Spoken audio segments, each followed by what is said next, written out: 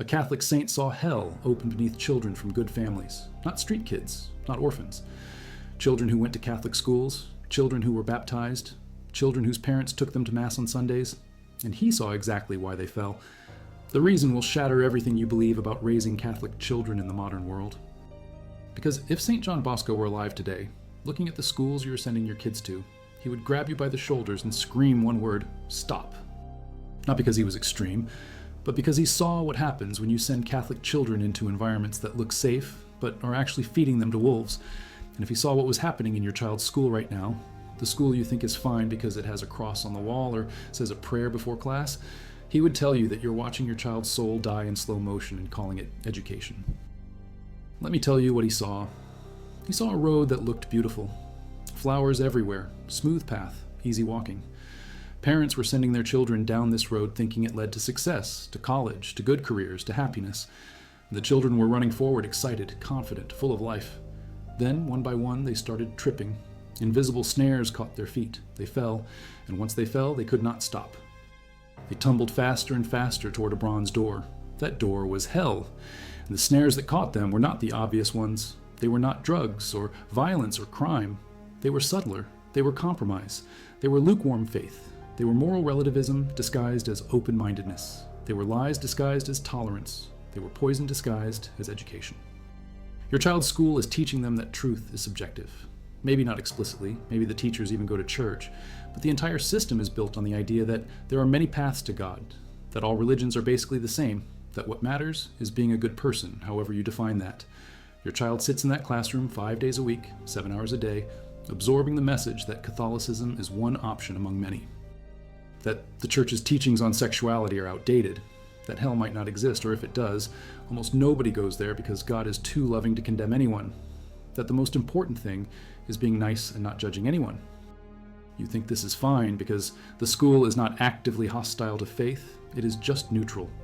Don Bosco would tell you that neutral is fatal. Neutral is a snare. Neutral is how you lose your child's soul while congratulating yourself on giving them a balanced education. And he asked his guide, how did they end up here? They were taught the truth. The guide's answer was devastating. They were warned 1,000 times, but they chose sin because they did not detest it.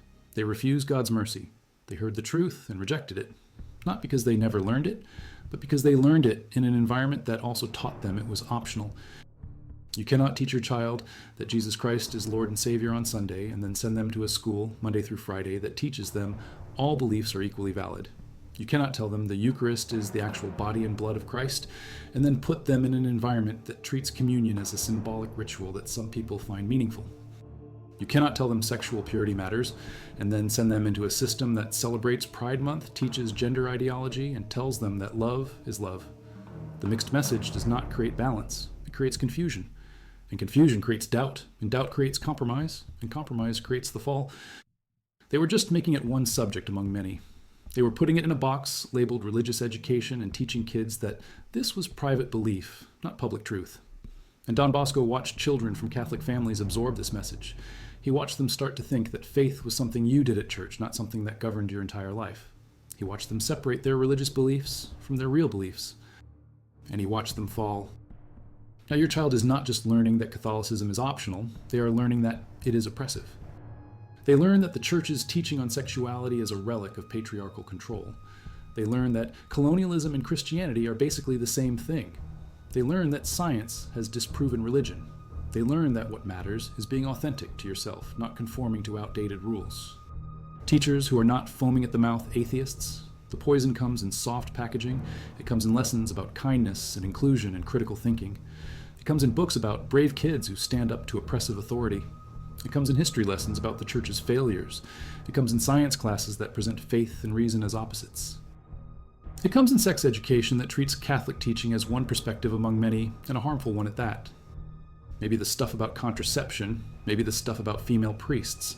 They are still Catholic, they tell themselves. They still believe in God. They still go to Mass sometimes. But the non-negotiables have become negotiable. The truth has become opinion. The faith has become a preference. They might go to Mass on Christmas and Easter, but there is no fire. There is no conviction. There is no willingness to suffer for the truth, because they have spent 12 years being taught that there is no truth worth suffering for. They have spent 12 years learning that the highest virtue is tolerance and the greatest sin is making anyone uncomfortable with your beliefs. He saw the road slope downward. He saw the bronze door open, and he saw children tumble through. And here is the part that should terrify you. Many of them did not realize they were in danger until it was too late. They thought they were fine. They thought they were good people. They thought they were still Catholic enough. And then they died. And they discovered that good intentions are not enough, that being a nice person is not enough, that vague spirituality is not enough, that God actually meant what he said. Boys who promised to stop and then went right back. And when they died in that state, there was no more time, no more chances, just fire. And they did. They followed it straight to hell. Boys who assumed that because they were baptized and went to Mass occasionally, they had a free pass. They did not. They were spit out. Boys who analyzed the faith but never submitted to it. Your child's school gives them unrestricted internet access and acts surprised when they find pornography. Your child's school teaches them that morality is personal choice and acts surprised when they choose poorly. Your child's school tells them to question authority and think for themselves, and acts surprised when they reject the church. Your child's school presents faith as a private matter and acts surprised when kids become privately agnostic. Your child's school celebrates pride and acts surprised when kids embrace sexual confusion. Your child's school teaches that science is the only path to knowledge and acts surprised when kids think religion is fairy tales. I cannot shelter them forever. They have a strong foundation at home. We talk about these things to unteach it. Would you send your child to a school that physically abused them 5 days a week and then give them extra hugs at home to compensate? Hours a week of secular indoctrination. You think your dinner table conversations are enough to undo what 6 teachers and 30 peers are telling your child every single day? He watched children from strong Catholic homes get pulled into the current of the culture and swept downstream. And he learned that you cannot afford to compromise on this. You cannot afford to take risks with your child's soul. You cannot afford to think that your faith is strong enough to survive a hostile environment, where every teacher was Catholic and lived it, where every subject pointed to God, where the sacraments were not available, they were central, where boys went to confession weekly and Mass daily, where purity was protected, not mocked, where obedience was expected, not questioned, where lukewarmness was called out, not tolerated, where pride was crushed, not celebrated. Boys who would have ended up in prison or hell became priests. Boys who would have been corrupted by the culture became saints. Boys who would have been lost became leaders. Because Don Bosco did not compromise. He did not worry about giving them a balanced education. He did not care if people called him extreme. He built fortresses.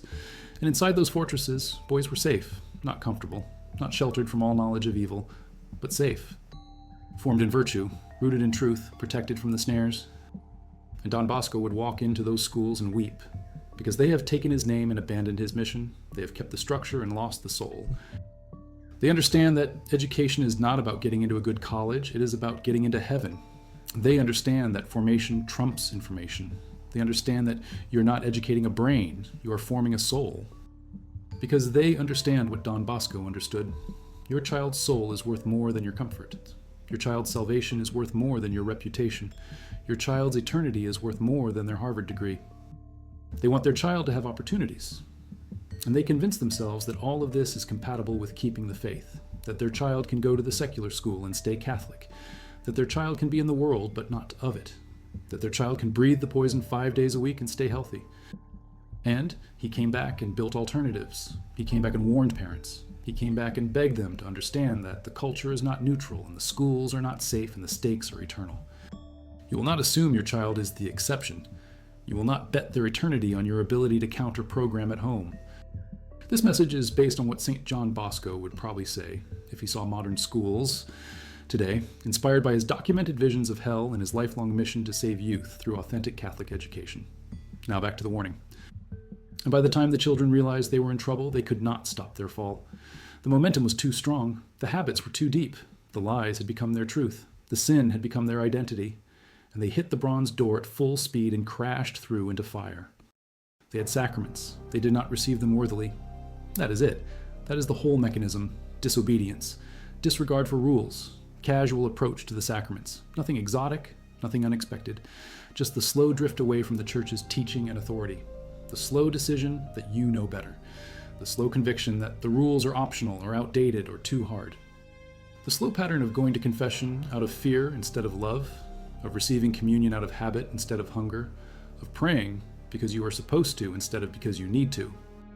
The structure itself forms them in this, because the entire modern educational model is built on the idea that children must be taught to think for themselves, to question authority, to develop their own values, to find their own truth. All truth is subjective. And when you teach a child this from age 5 to age 18, you do not produce an independent thinker. You produce a rebel without a cause. You produce someone who cannot submit to God because they have been trained to submit to no one. You produce someone who cannot obey the church because they have been trained to question everything.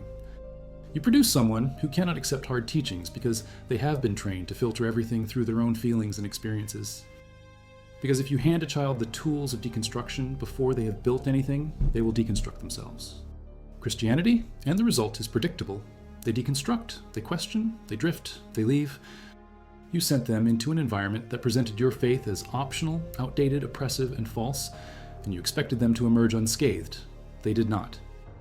You do not put a plant in poisoned soil and expect it to grow. You do not put a fish in toxic water and expect it to survive. You do not put a child in an anti-Catholic school and expect them to stay Catholic. Because God is not one option among many, He is the truth. And any system that presents Him as optional is lying. Any curriculum that teaches as if He does not exist is forming atheists. Any environment that marginalizes Him is pushing children away from Him. They spend 7 hours a day in an environment where faith is never mentioned, except perhaps in one comparative religion class where Christianity is presented as one mythology among many. They spend 7 hours a day learning from teachers who do not believe, surrounded by peers who do not care, absorbing a worldview where God is absent. And you think this is neutral. It is just discipleship in the wrong direction. Every school is forming souls, every curriculum is teaching a worldview, every environment is shaping values. There is no such thing as neutral education. You are either being formed in Christ, or you are being formed in the world. You are either being taught to see everything through the lens of faith, or you are being taught to see everything through the lens of secularism. There is no third option. And here is the brutal truth. The world is better at forming its disciples than the church is. The world has your child 7 hours a day, 5 days a week. The church has them 1 hour a week. The world has professionally trained teachers with engaging curricula and peer pressure and cultural reinforcement. The church has you trying to fit in a family rosary between soccer practice and homework. The world has 30 hours a week of formation. You have maybe 3 if you are doing really well, and you think you are going to win that battle. Where every teacher believes and lives it, where every subject is taught through a Catholic lens, where the peers are being formed in the same direction, where the culture reinforces virtue instead of undermining it. And one of his best strategies is to convince Catholic parents that secular schools are fine as long as you supplement at home, because he knows you cannot supplement enough. He knows the school will win. He knows that the child who spends 35 hours a week being told that God is optional will eventually believe that God is optional. He knows that the child who spends 12 years being formed in secular values will adopt secular values. He knows that the environment shapes the soul. The discipline included consequences for disobedience, not because he was mean, but because he knew children need to learn that choices have results. The curriculum included every subject pointing to God, not because he was narrow, but because he knew that truth is one and God is the center. Because the total environment formed them, because they were not getting mixed messages, because they were not spending 35 hours a week learning one thing and 3 hours a week learning the opposite, because every single voice in their life was pointing them to the same truth. Not a challenging environment where they learn to defend their faith. They need a fortress. They need a place where the faith is not debated but lived, where the sacraments are not available but central, where virtue is not one option but the expectation, where God is not mentioned occasionally but present in everything. The real world is the battle between God and Satan for souls. The real world is heaven and hell, and your job is not to prepare your child to succeed in the fake world of careers and money and status. Your job is to prepare them for the real world of eternity, and you do not prepare someone for battle by putting them on the front lines before they are trained. You do not prepare someone to resist poison by feeding them poison. You do not prepare someone to stand firm in faith by putting them in environments that attack faith. If you send them into poison before they are immune, they will die. If you send them into environments that attack faith before their faith is unshakable, their faith will be shaken. Most Catholic children today have a vague, sentimental attachment to Catholicism that cannot survive first contact with serious objections. And you are sending them into schools where they will face serious objections every single day, from teachers who believe those objections, from textbooks that present those objections as fact, from peers who embody those objections. And you are shocked when they crumble. He would be heartbroken, but not shocked. because he knows how formation works. He knows that the environment wins. He knows that you cannot build a house on sand and expect it to survive the storm.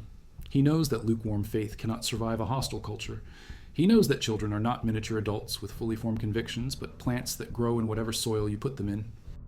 The soil teaches them that truth is relative, that morality is personal, that religion is private, that science is supreme, that pleasure is the goal, that identity is fluid, that authority is suspect, that tradition is oppression, that the past was evil, that the church is guilty, that progress means abandoning old beliefs, that compassion means affirming confusion, that love means never saying no, that tolerance means accepting everything, that judgment means rejecting everything the church teaches. Or they believe in the church but disagree with the church on all the hard teachings. Or they still call themselves Catholic but live exactly like everyone else. And you wonder what happened. What happened is that you planted them in poisoned soil, and they absorbed the poison.